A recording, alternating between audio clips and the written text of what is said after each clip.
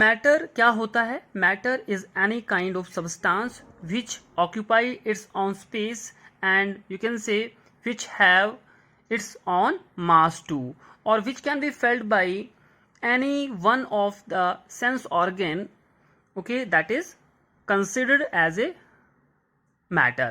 Okay, further matter can be classified into two categories. Number one is physical classification and number two is chemical classification. Physical classification go to be converted into three parts, that is liquids, solids as well as gases. And chemical classification is divided into two categories. Number one is pure substance and number two is mixtures. Okay, so pure substance is divided into two parts. Number one is elements, number two is compounds. Elements divided into three parts: metals, non-metals and metalloids here. And remaining mixtures, homogeneous mixture and heterogeneous mixtures. Compounds, pure substance है compound, divided into two parts: inorganic compounds and organic compounds. So इस video के अंदर ये जितने भी मैंने आपको part बताए हैं, स्पेशली कुछ इंपॉर्टेंट टर्म्स हैं, उनके बारे में हम डिस्कशन करेंगे. Okay, so let's see what is pure substance. Okay, what is pure substance? Pure substance basically consists of a single type of particles. ऐसे substance जो एक ही तरह के particle से बने हुए हो, एक ही तरह के atom से मिलकर के या constituent particle से बने हुए हो, उनको हम क्या बोलने वाले हैं? Pure substance. All the constituent particles of pure substance are same in their chemical nature. मतलब कि जितने भी हमारे पास प्योर सब्सटेंसेस होते हैं वो एक ही तरह के, पहली बात तो क्या बताया, एक ही तरह के उनका जो नेचर होगा, केमिकल नेचर होगा, एक जैसा ही होगा. अब let us take an example. जैसे मैं आपसे एक बात कहता हूँ, जैसे मैंने कहा गोल्ड कहीं पे भी अगर वो प्योर फॉर्म में होगा, गोल्ड के पार्टिकल्स, इसका मतलब क्या हुआ? गोल्ड के पार्टिकल का जो नेचर है वो, अगर आपके पास गोल्ड क्या है, प्योर फॉर्म के अंदर है, तो वो सेम ही रहेगा, वो चेंज नहीं होने वाला है. Okay, so there are so many examples of pure substances are there, like copper है, silver, gold, water, glucose, sodium chloride लिखा है. और ठीक है, ये सभी क्या हैं? बहुत सारे एग्जांपल्स. ये सभी एग्जांपल क्या हैं? प्योर सब्सटेंसेस है. कोई आपसे पूछे कि कॉपर प्योर सब्सटेंस क्यों है? बिकॉज कॉपर का जो एटम्स होंगे, कॉपर के जो कॉन्स्टिट्यूएंट पार्टिकल्स होंगे, वो उनका जो नेचर होगा, केमिकल कंपोजिशन होगी, वो बिल्कुल सिमिलर होंगी. और एक और बात, एटम्स जो होते हैं, आपने पढ़ा होगा कि कोई भी सब्सटेंस जो बनता है वो स्मॉलेस्ट यूनिट से बनता है और उनको हम क्या बोलते हैं? एटम्स बोलते हैं. So atom of copper can not be similar with the atom of silver और एटम ऑफ गोल्ड. क्या कहा? कॉपर के जो एटम होंगे वो सिल्वर के या गोल्ड के एटम से मैच नहीं करते हैं.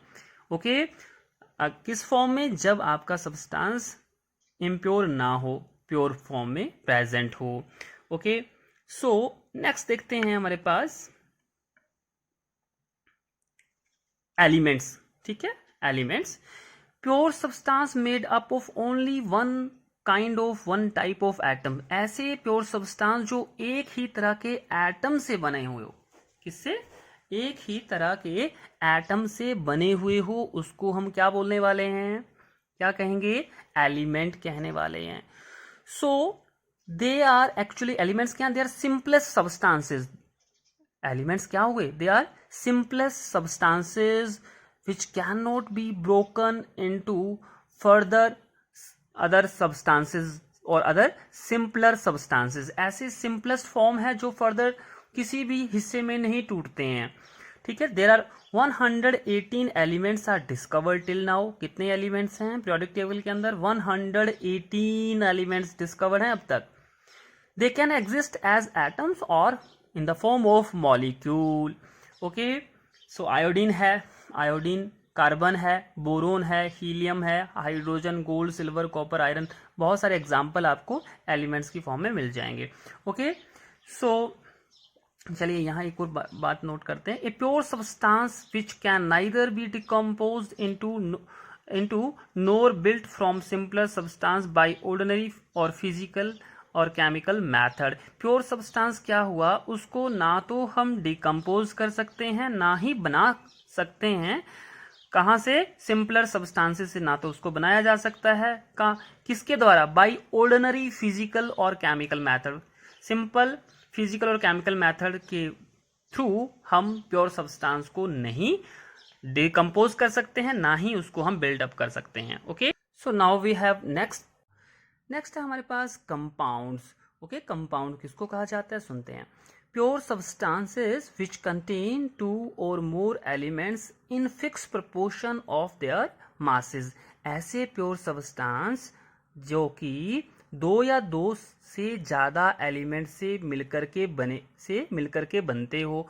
और दूसरी बात क्या ध्यान रखना पड़ेगा, एलिमेंट्स का क्या होगा, मास होगा। उन एलिमेंट्स के जो मासेस होंगे वो एक फिक्स प्रोपोर्शनैलिटी में लिए हुए होंगे, और उससे क्या बनेगा, प्योर सब्सटेंस। ओके, तो देखिए जैसे कि एग्जांपल के तौर पे हम लेते हैं वाटर। अब देखिए वाटर का जो फार्मूला होता है वो क्या होता है, H2O होता है। वाटर का फार्मूला क्या हुआ, H2O होता है। तो इसका मतलब क्या हुआ, वाटर की जो fix hydrogen as well as oxygen, water का मॉलिक्यूल किससे बना हुआ है, हाइड्रोजन और ऑक्सीजन से मिलके बना हुआ है। हाइड्रोजन का क्या होता है, अपना एक मास होता है। ऑक्सीजन का भी क्या होता है, मास होता है। आपने पढ़ा होगा, एटॉमिक मास पढ़ा होगा। तो एटॉमिक मास हाइड्रोजन का हम लगभग मान के चलते हैं 1 ग्राम होता है। और इसके अंदर कितने नंबर ऑफ एटम है, एक एटम हाइड्रोजन का जो भार होता है 1 ग्राम हुआ, ठीक है, अप्रोक्सीमेटली मान रहे हैं। और नंबर ऑफ हाइड्रोजन एटम कितने हैं, 2 हैं, तो इसको अपने क्या मानते हैं, 2 हैं, तो 2 लिखा। और ऑक्सीजन का जो भार होता है, एटॉमिक मास जिसको कहा जाता है, वो कितना होता है, 16 होता है, ठीक है, 16 ग्राम होता है। तो इसको आप सॉल्व करेंगे तो हमारे पास रेशियो क्या बनेगा, 1/8 आ जाएगा। Okay, 1/8। It means what, if you have to make 1 molecule of water, that means you need 1 gram of hydrogen with respect to 8 gram of or 8 part of oxygen. Okay, तो ये क्या हुआ, fix proportionality of their masses हुआ। क्या हुआ, fix proportionality of their masses हुआ। Okay, चलिए एक और एग्जांपल लेके देखते हैं। Okay, suppose we have another molecules that is CO2। क्या है, कार्बन डाइऑक्साइड गैस है। So that means what, carbon and oxygen. So what is the atomic mass of carbon, that is approximately कितना होता है, 12 gram होता है। Okay, and atomic mass of 1 atom is 16 gram. How many number of oxygen atoms are there? 2. So 2 से multiply करते हैं, जो भी हमारे पास आंसर आएगा।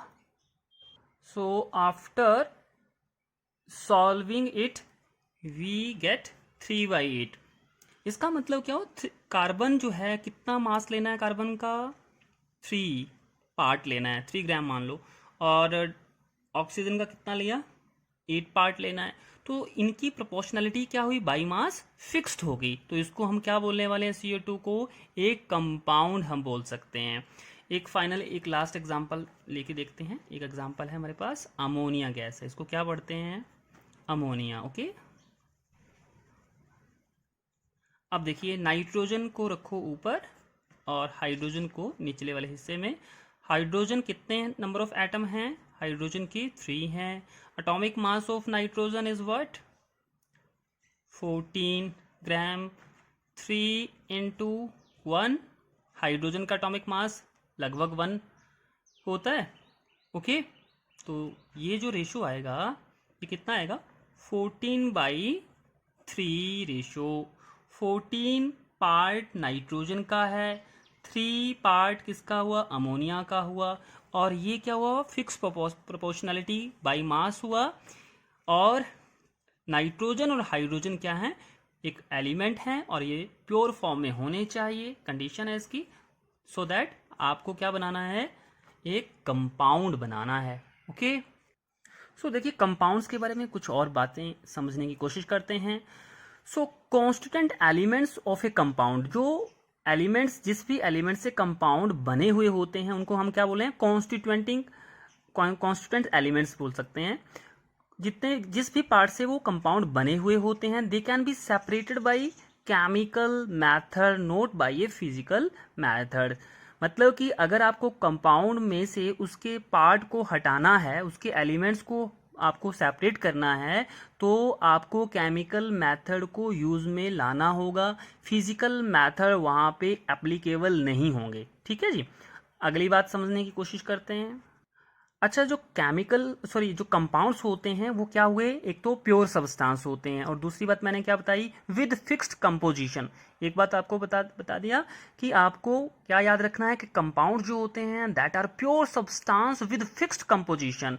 फिक्स कंपोजिशन किसकी, बाई मास रेशियो की कंपोजिशन। सेकेंडली, अगर उनकी कंपोजिशन फिक्स्ड होगी दैट मीन्स उनका मेल्टिंग एंड बॉइलिंग पॉइंट भी फिक्स्ड होगा। They have fixed melting and boiling point और देयर अदर और क्या होगा, फिजिकल एंड केमिकल प्रॉपर्टीज भी उनकी फिक्स्ड होंगी कंपाउंड्स की। ओके, सो बहुत सारे एग्जाम्पल हैं, रेदर देन मैंने आपको कुछ एग्जाम्पल बताए, वाटर का, कार्बन डाइऑक्साइड का, अमोनिया है, सोडियम क्लोराइड है, कंपाउंड है, ग्लूकोज का एग्जाम्पल आपने सुना होगा, वो क्या है, कंपाउंड है, यूरिया है, वो है ना, तो वो सारे एग्जाम्पल कंपाउंड्स में कंसिडर किए जाते हैं। अच्छा, एक और इंटरेस्टिंग बात बताता हूँ मैं आपको, ठीक है, एग्जाम्पल आप ध्यान रखना वाटर का।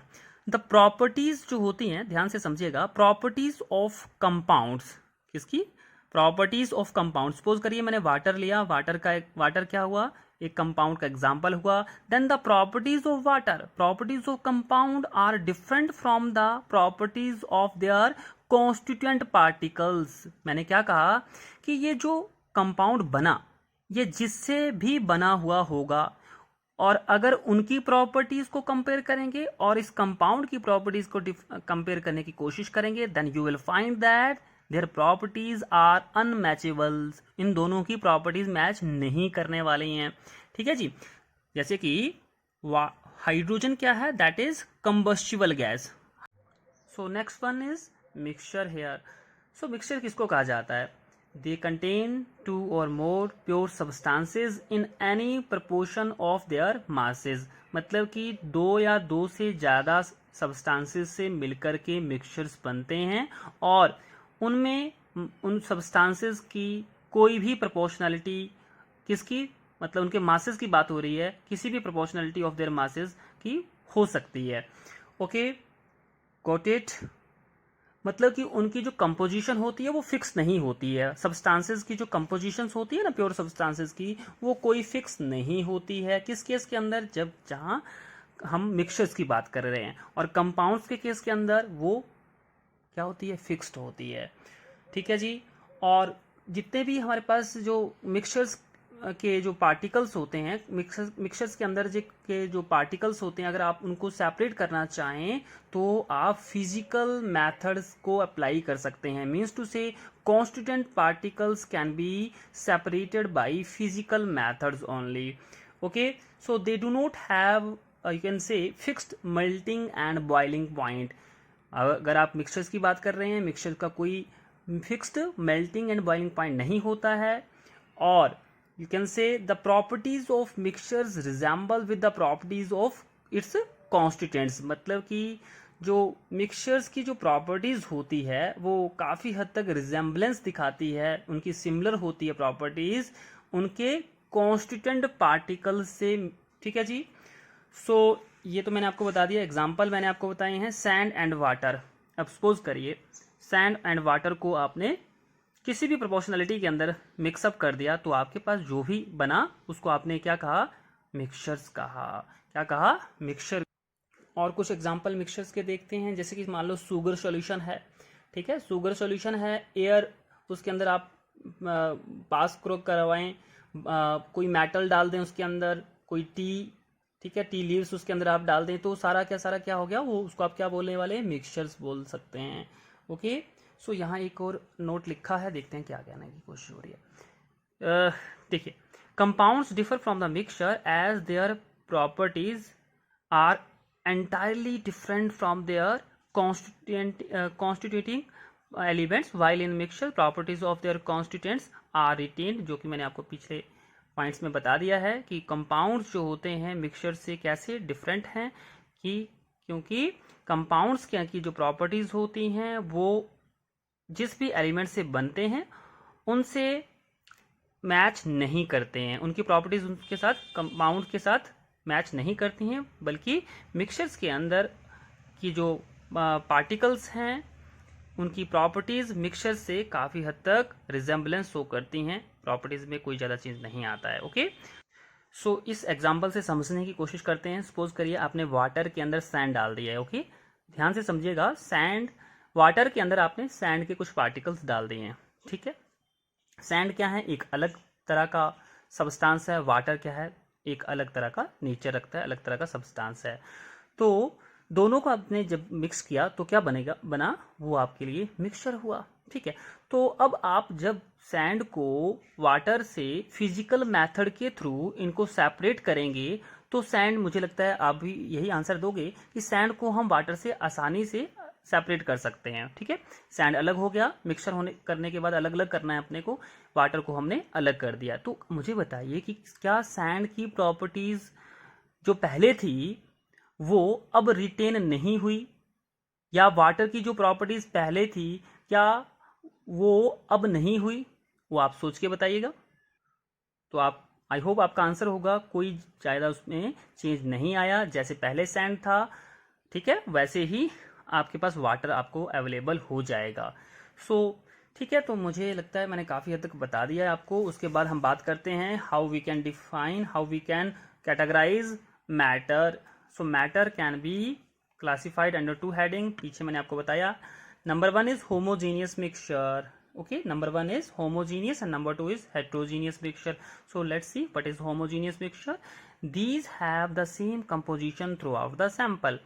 इनकी जो कंपोजिशन होती है, कब हम कहेंगे होमोजीनियस मिक्सचर को, एक ऐसा मिक्सचर जिसके अंदर सेम कंपोजिशन रहेगी सब्सटेंसेस की, दो या दो से अधिक सब्सटेंसेस की, थ्रू आउट द सैंपल, पूरे सैंपल के अंदर सेम कंपोजिशन रहेगी। ऐसा नहीं है कि ऊपर कुछ और हुआ, बीच में मिडल के अंदर कुछ और कंपोजिशन है और कहीं बॉटम एंड के अंदर या बल्क के अंदर कुछ और कंपोजिशन होगी, ठीक है, ऐसा नहीं होने वाला है। से फॉर एन एग्जांपल, एयर क्या है, एक होमोजीनियस मिक्सचर्स हुआ और उसके अंदर बहुत सारी गैसेस हैं, एयर के अंदर ऑक्सीजन है, नाइट्रोजन है, कार्बन डाइऑक्साइड है, वाटर वेपर है, बहुत कुछ होगा। अब देखिए, इसका मतलब एयर, ठीक है, एयर की जो कंपोजिशन है वो थ्रू आउट द एयर के अंदर बहुत सारी गैसेस की जो कंपोजिशन है थ्रू आउट द सैंपल, मतलब एयर का कोई भी सैंपल आप लेते हैं तो उसको, उसकी जो कंपोजिशन सेम रहने वाली है। ऐसा नहीं होने वाला कि कार्बन डाइऑक्साइड की परसेंटेज बहुत ज़्यादा हो जाएगी अगर आपका एयर जो है वो प्योर फॉर्म के अंदर है। कंडीशन ये भी है ना कि ऐसा नहीं हो कि एयर इम्प्योर है और हम उसको कंपोजिशन उसकी मैच कर रहे हैं, तो फिर वेरिएशन आ सकता है आपके एक्सपेरिमेंट के अंदर। अदरवाइज एयर अगर प्योर फॉर्म के अंदर होगा तो आपको पता है उसकी जो कंपोजिशन है उसमें कोई चेंज नहीं होने वाला ज़्यादा, ठीक है। तो ये है होमोजीनियस मिक्सचर की पहचान। ओके, और देखिए एक और बात बताता हूँ कि जो होमोजीनियस मिक्सचर होगा इसके जो कंपोनेंट होते हैं they completely they mix with each other. उसके जो कंपोजिशन, ऐसा नहीं है कि कार्बन डाइऑक्साइड आपको अलग से दिखने वाली है, ऐसा नहीं है, ऑक्सीजन आप अपने आंखों से अलग से देख पा रहे हो, नहीं, आपकी जो कंपोजिशन होगी कंपोनेंट्स की वो बहुत अच्छे से एक दूसरे से मिक्सअप होगी, ठीक है। तो इसके बाद एक एग्जांपल मैं आपको और बताता हूँ, जैसे कि मान लो शुगर का सॉल्यूशन लेते हो, वो क्या है, होमोजीनियस मिक्सचर हुआ। सॉल्ट का सॉल्यूशन आप बनाते हो, वो क्या हुआ, एक होमोजीनियस मिक्सचर हुआ, ठीक है। तो उसका ये पार्ट मैंने आपको पढ़ा दिया। इसके बाद आता है हेट्रोजीनियस मिक्सचर। तो देखते हैं हेट्रोजीनियस मिक्सचर का मतलब क्या हुआ। ऐसे मिक्सचर जहाँ पे कंपोजिशन जो रहेगी वो यूनिफॉर्म नहीं रहने वाली है। तो मैं एक बार पढ़ के बता देता हूँ। दीज कंसिस्ट ऑफ 2 और मोर पार्ट्स और यू कैन से faces which have different composition. ऐसे मिक्सचर्स जहाँ पे अलग अलग कोई ना कोई आपको फेस मिल जाएगा देखने को। फेस का मतलब कोई बीच में सेपरेटिंग लेयर आपको देखने को मिल जाएगी। उन ऐसे सब्सटेंसेस, ऐसे मिक्सचर्स को हम क्या बोलने वाले हैं? हेट्रोजीनियस मिक्सचर्स कहने वाले हैं। Those mixtures whose composition is not uniform throughout. ठीक है, पूरे सैंपल के अंदर कंपोजिशन पूरी तरह से मिक्सअप नहीं होगी है। और यू कैन से the particles you can there may be much more possibility the particles may be visible by necked eyes. उसके जो पार्टिकल्स होंगे हमारे अपनी नॉर्मल आंखों से भी हम उसको देख पाएंगे। तो ऐसे मिक्सचर्स को हम क्या बोलने वाले हैं? हेट्रोजीनियस मिक्सचर्स बोल सकते हैं। क्या हम एक एग्जांपल सोच के देखिए, मैंने आपको शुगर सॉल्यूशन का एग्जांपल भी बताया है। शुगर या सॉल्ट सॉल्यूशन आपके पास अगर हो तो क्या पॉसिबल है कि शुगर को आप नॉर्मल आइज में उसको देख पा रहे हैं कि शुगर कहाँ जैसे है सैंपल के अंदर? शायद आपका आंसर होगा नहीं। बट इस केस के अंदर, हेट्रोजीनियस केस के अंदर, that you can say there may be much more possibility that the particle constituent particles that can be visualized with the help of the naked eye. Okay, so and one more important thing is that they can be separated by physical methods. Heterogeneous mixture can be separated by physical method like you can see filtration और distillation, है ना? आपने पढ़ा होगा filtration क्या होता है, distillation method, physical methods होते हैं। So one of the most important example of heterogeneous mixture is, देखिए मैं आपको बताऊंगा, अगर आप केरोसिन ऑयल ले आओ और उसको वाटर के अंदर डाल दो, या पानी को केरोसिन ऑयल के अंदर आप डाल के देखिएगा क्या मिलता है। तो आप देख पाएंगे कि आपको वाटर जो होगा वो नीचे वाली लेयर में दिखेगा, और ऑयल की ड्रॉपलेट होगी वो आपको वाटर के अपर वाले पार्ट में देखने को मिल जाएंगी। दैट मीन्स उनके बीच में एक सेपरेटिंग लेयर बनते हुए आप देख पाएंगे।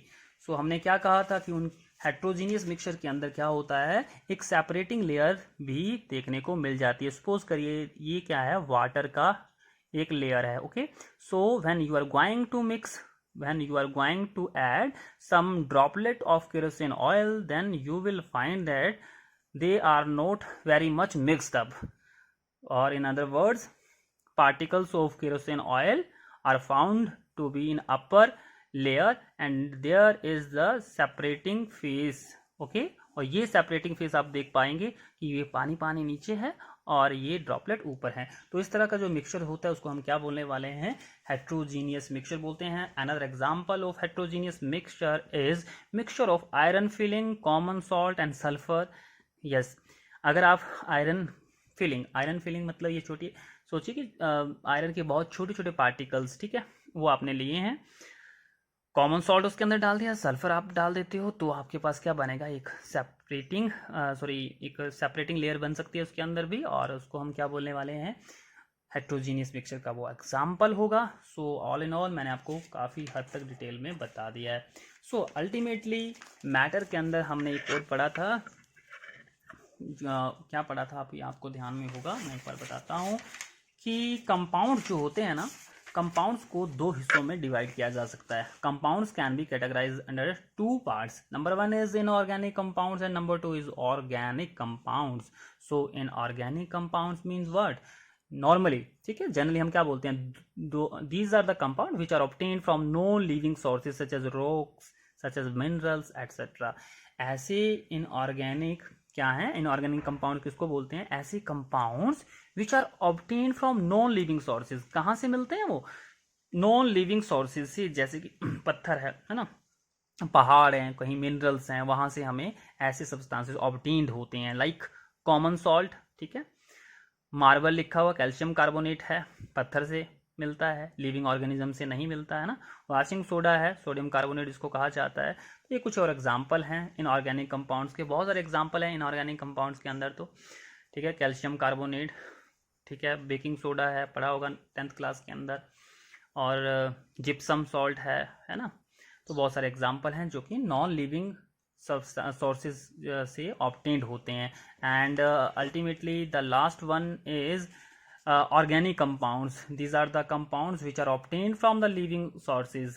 ऐसे कंपाउंड जो कि जनरली लिविंग सोर्सेज से हमें ऑब्टेन्ड होते मिलते हैं, जैसे प्लांट्स हैं, एनिमल्स हैं, ठीक है।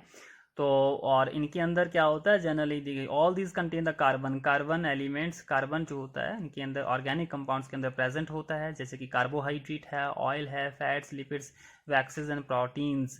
ये क्या है, ऑर्गेनिक कंपाउंड्स के एग्जाम्पल्स हैं, ठीक है।